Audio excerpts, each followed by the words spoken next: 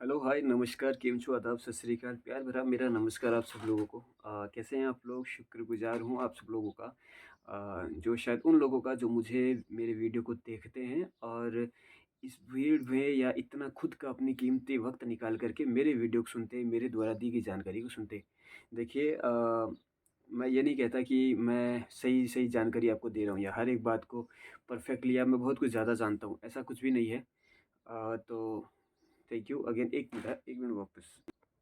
तो वापस से मैं ये बताना चाहूँगा कि आप सब लोगों का बहुत-बहुत स्वागत है मेरे इस चैनल पे। एक छोटी-सी पहल की गई है, जैसे कि मुझे ऐसा लगता था कि मैं बहुत पहले ही इसकी शुरुआत कर लेता, वीडियो बनाता, चीज़ों को सीखता और आप लोगों के सामने शेयरिंग करता। लेकिन एक होता है ना कि फिर कोविड के दौरान वो सब चीज़ें क्लियर नहीं कर पाया। फिर कोविड के बाद में एक जॉब के लिए भी वो था कि यार, हम लोग अपने जहाँ रहते हैं ना, तो हमें चाहते हैं कि एक जॉब सेटल होना भी ज़रूरी है, तो वो सब चीज़ें क्लियर नहीं थी। तो शायद मुझे लगा कि अभी रुकना चाहिए, क्योंकि जब तक हम चीज़ों को क्लियर नहीं पा कर सकते तो शेयरिंग करने का कोई मतलब नहीं है। पीपल के पेड़ के ऊपर बात करूँगा। पीपल का पेड़ इतना महत्व क्यों है? कुंडली में इसकी बहुत महत्वता दी गई है इसके अंदर।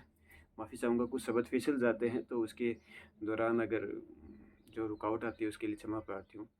बहुत इम्पोर्टेंट है। अगर शनि महाराज को अगर आपको प्रसन्न करना है तो लोग हमेशा क्या करते हैं, शाम के समय शनिवार के दिन पीपल के पेड़ में सरसों का तेल से दिया जलाते हैं। अब ऐसा करना कोई गलत नहीं है। लोग जो करते हैं ना, तो कुछ लोग पढ़े लिखे लोग सोचते हैं क्या यार बेवकूफ़ी वाली बातें कर रहे हैं। तो हर एक चीज़ के पीछे कुछ ना कुछ साइंटिफिक होता है, ठीक है? अगर किसी को किसी तरह की बहुत ज़्यादा प्रॉब्लम होती है ना, तो वो पीपल के पेड़ के पास जाओ, उसका एक पत्ता लो और वो अपने पर्स में डाल के रख लो। दूसरा, उनको जाकर उनके प्रणाम कर लो। प्रणाम करना बड़ी बात है। ईश्वर का वास वहाँ होता है। और मैंने एक वीडियो में ये भी बात की है कि जो लोग पीपल के पेड़ के पास अगर कुछ भी अ, ड्रग्स वग़ैरह या कुछ भी नशा-पता करते हैं तो उनको बहुत बड़ी हानि होती है। तो बहुत महत्व है हमारे हिंदू पुराणों में, शास्त्रों में, तो उसको कैरी करके चलना चाहिए। अब मैं ये नहीं कह रहा कि मैंने ये चीज़ समझी है, मैं समझकर इन चीज़ों अ, चल रहा हूँ। नहीं, मैं चाहता हूँ कि मेरे जो भी भाई-बंधु हैं, जो मुझसे जूनियर है, जो कभी शायद मुझे सुनकर ये छोटी-छोटी चीज़ें सीखना चाहते हैं।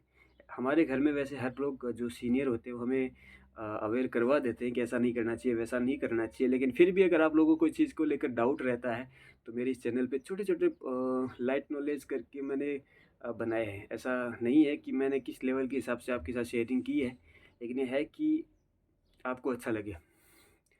दूसरा, जब भी किसी की कुंडली में केतु महाराज अगर ख़राब हो या गुरु महाराज अगर ख़राब हो, तब भी बहुत अच्छी-अच्छी रेमेडी है इसके लिए।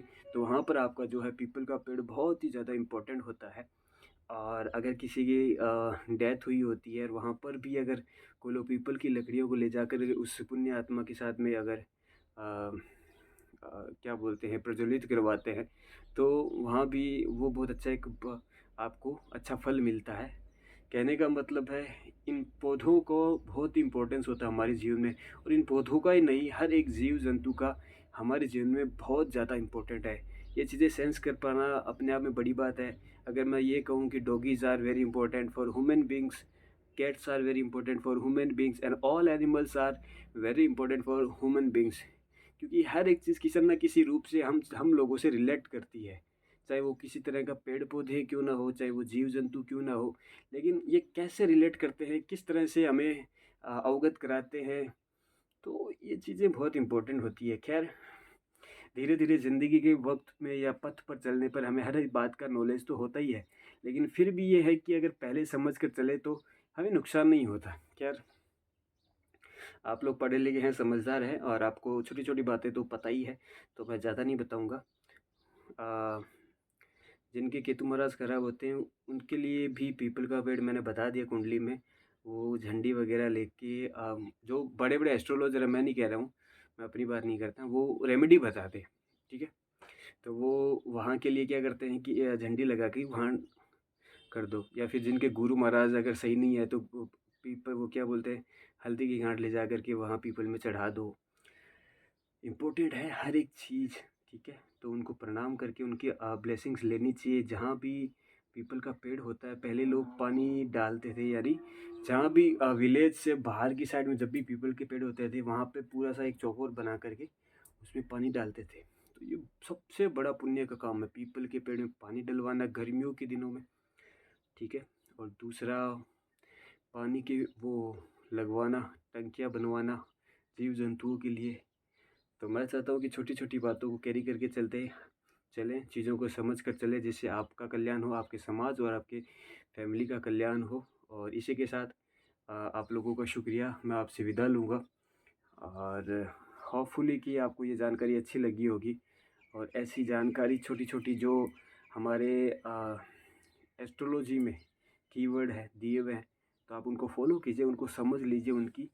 और ऐसा नहीं है आधुनिक जीवन में आपको ज़िंदगी नहीं जीना है, आधुनिक जीवन के साथ-साथ कुछ पुरातन चीज़ों को कैरी करके चलें, आपका कल्याण हो। इसी भाव के साथ शुक्रिया, थैंक यू। खुश रहिए, मस्त रहिए।